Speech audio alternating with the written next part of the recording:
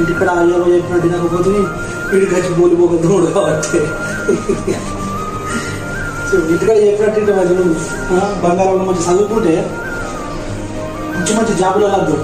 ఇప్పుడు చూడు ఏం చదవకపోతే వీడికి వచ్చి బోలిపోకూడదు కాబట్టి అద్దరా బిడ్డ చదువుకోరా అని మామ ఎంత ముద్దు చెప్పింది తెలుసా.